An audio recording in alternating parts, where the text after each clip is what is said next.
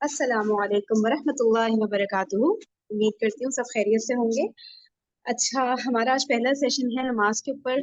तो बेसिकली मैं आप लोग को बताऊं कि मैंने स्टार्ट क्यों किया।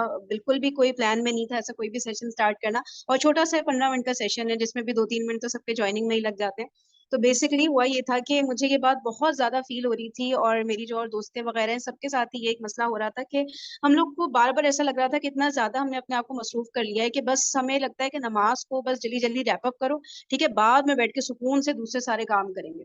तो एकदम ये जो भगदड़ की हालत में हम लोग नमाज पढ़ रहे होते हैं ना, बिल्कुल आखिर वक्त में, और स्पेशली अब सर्दियां आ रही हैं। आपको पता है कैसे होता है ना, जोहर असर मगरिब इशा, लगता है बस 4 साढ़े 4 घंटे के वक्फे में सारी नमाजें होके सारी नमाजें गुजर गई ना, इतना जल्दी थोड़े थोड़े वक्फे से होती हैं, तो इसमें कजा होने के चांसेस बहुत ज्यादा होते हैं ना। ये वाली जो सर्दियों के जो दिन आते हैं स्पेशली ना, तो इसमें मुझे लगा कि ये बिल्कुल राइट टाइम है कि इस वक्त हम लोग एक थोड़ा सा अपने अंदर यानी समझे इस चीज को ना, नमाज को समझना भी जरूरी है ना। हम लोग को तो बस ये पता है नमाज में, हाँ चलो शुरू में बस हाथ उठाया ऐसे पढ़नी है, हाथ इधर बांधना है, फिर ये नमाज में पढ़ना है। उन चीजों पे तो फोकस होता है और उन चीजों पे बहुत बहस भी हो रही होती है, जैसे कि आप लोग को पता है रफा यदैन है और इस तरह के टॉपिक्स हैं इन पे। लेकिन नमाज क्यों है, मतलब एग्जैक्टली exactly हमें क्या फीलिंग आनी चाहिए। हमारा अल्लाह ताला से कनेक्शन होता है, 5 दफा हम अल्लाह ताला से एक तरह से मुलाकात करें, अल्लाह ताला से बातचीत करें। तो ये चीजें ना, इन पे उलमा ने बहुत काम किया है, ठीक है, बहुत ज्यादा। लेकिन हम लोग का सारा फोकस, मतलब मुझे ऐसा फील हुआ, गलत भी हो सकता है, कहीं मैं गलत हूँ तो मुझे करेक्ट करिएगा।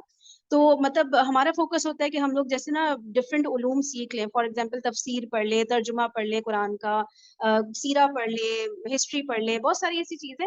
लेकिन जो हमारी ये बेसिक जो चीजें हैं ना, इस पे हम तवज्जो नहीं देते। बस बचपन में जो वुजू का तरीका सीखा, बस उसको देखते भी नहीं कि सही से वुजू कर रहे हैं कि नहीं, हदीस से साबित है कि नहीं वुजू का तरीका, ठीक है। फिर नमाज जो पढ़ रहे हैं कि भाई ठीक है, बचपन में कारी साहब ने पढ़ा दिया था, हमें क्या पता उन कारी साहब की भी सही तहकीक थी कि नहीं थी। और स्पेशली पाकिस्तान जैसे कंट्री में रहते हुए आप लोग को पता है, बस जिससे जो सुन लिया, जो बाप दादाओं ने जो सिखा दिया, बस वही चल रहा है, ठीक है। कोई चेक भी नहीं कर रहा होता कि हम लोग नमाज में जो पढ़ रहे हैं जबर जेर भी सही है कि नहीं। और ये तो खैर पढ़ने पढ़ाने की बात होगी ना, ये भी इम्पोर्टेंट है, ठीक है। फिर इसके अलावा ये कि हम लोग एक समझ आते हैं ना नमाज की रूह, और जैसे इतनी ये गहरी गहरी अहादीस हैं, ये सामने आप लोग की स्क्रीन पे आ रही है कि बेशक आदमी और रसूल पाक सल्लल्लाहु अलैहि वसल्लम ने फरमाया, बेशक आदमी और शिर्क और कुफ्र के दरमियान फासला मिटाने वाला अमल नमाज का तर्क है, ठीक है। अब देखने में तो ये जस्ट वन लाइन है, लेकिन इसको उलमा ने किस किस तरह बयान किया होगा, और हमारे रोंगटे खड़े हो जाने चाहिए जब हम उनका बयान सुने। तो इसलिए मैंने कहा कि ऐसा करते हैं हम लोग, या तो डेली बेसिस पे या ऑल्टरनेट डेज, जैसे आप लोग सजेशन देंगे ना उस तरह कर लेंगे।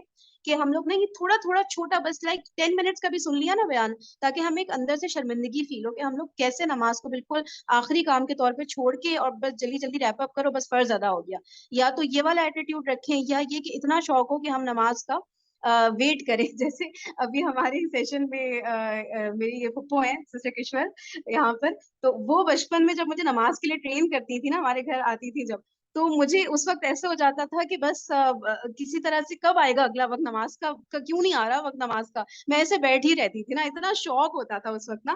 तो ये शौक हमें अभी भी होना चाहिए ना, और हमें कितना खुशकिस्मत फील करना चाहिए अगर हमें अगला नमाज का वक्त अल्लाह ताला ने नसीब फरमा दिया। कितने सारे हैं ना अभी वो जिंदा है, लेकिन अगले नमाज से पहले वो इंतकाल नहीं कर चुके होंगे। आप लोग को पता है जिस नहीं स्पीड से नहीं, डेथ। परवीन, आपने ये नहीं बताया कि जब मैं आती थी तो कहते थे भागो भागो किशन आंटी आई हैं, भागो नमाज को कहेंगी, जाहिर है, जो दर्द दीन का देंगी। पैगाम देता है वो सब, फिर ज्यादातर का एटीट्यूड यही होता है ना कि भाई अब शुरू हो जाएगा लेक्चर ठीक है। तो इसलिए ना हम लोग को ये सब चीजें वैसी, जब ये उल्मा जो है जिन्होंने इतना डेप्थ में रिसर्च किया हुआ है ना दीन के ऊपर, दीन के डिफरेंट मौजूद, जब हम उनसे उनका बयान सुनते हैं ना, तो उस वक्त जो कैफियत हम पे तारी होती है ना, फिर उसको लॉन्ग टर्म में कंटिन्यू करने की भी कोशिश करेंगे।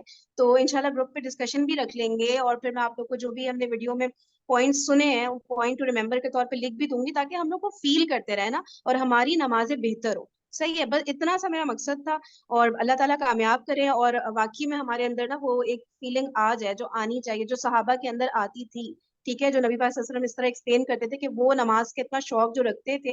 तो और मतलब किस किस तरह हमने क्या क्या बातें सुनी है कि कंधों के ऊपर किसी का सहारा लेके तब भी जा रहे हैं मस्जिद नमाज पढ़े, हम लोग सोच सकते हैं इस तरह की बातें।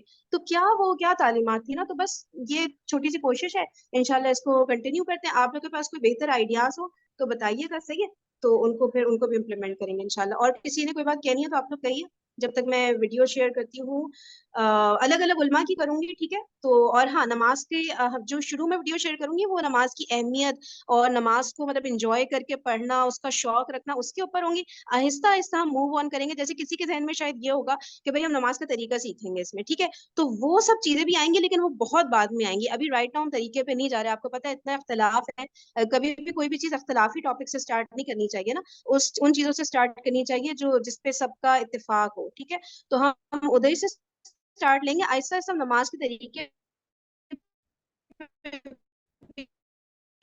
जाएंगे, बहुत सारी चीजों पे जाएंगे लेटर ऑन, ठीक है। तो अब मैं वीडियो शेयर करती हूँ, और आप लोगों को कोई बात करनी है तो प्लीज आप लोग अनम्यूट करके कह सकते हैं। मैम। जी, बस लोग की तरह की हूँ बस, ठीक है ना। मेरा नाम ले लें, और अगर आप मुझे बहुत छोटे हैं तो आप ही बाजी भी कह सकते हैं। हाँ, आदत सब चाहे बूढ़े हो मुझे ये चाहे बच्चे हो, कहना वैसे तो मैं अपनी जी दादी नानी हूँ, बिल्कुल लेकिन बहन ही सबको कहा कर। सही। जी मुझे, फिर आप क्या कह रही थी? मुझे ये पूछना था, मुझे ये कहना था मैम कि असल में ना हमारी जो यूनिवर्सिटी या स्कूल या कॉलेज गोइंग लड़कियां होती हैं, तो ये जो टाइम 11, ये तो फिर उस टाइम उनका उधर जाने वाला होता है। जैसे मेरे यहाँ पे इस टाइम पे यहाँ पे समझ पा रहा हूँ मैं, तो अभी मेरी यूनिवर्सिटी के टाइम ऐसे ज्वाइन इस बारे में कुछ। अक्सर कोशिश करते हैं जो हमारे डिफरेंट सेशंस हो ना, उनकी ये सेशन मैं करी हूँ, अब मैं ना शाम या रात में नहीं ले पाऊंगी कोई सेशन। तो हमारे साथ इतनी सारी वॉलंटियर्स हैं, तो कोई भी इनमें से कर सकता है कि यही सेशन वो रात में कंडक्ट कर लें, है ना, या शाम में कर लें, वोटिंग करवा लें जिसमें ज्यादा वोट्स आए उस टाइम पे। ये मेरे ज़हन में बात आई नहीं, क्योंकि मुझे ये था कि हम रिकॉर्डिंग डाल देंगे, लेकिन वही बात होती है, रिकॉर्डिंग फिर बंदा टालते वो नहीं सुन रहा होता, वो ऐसी हो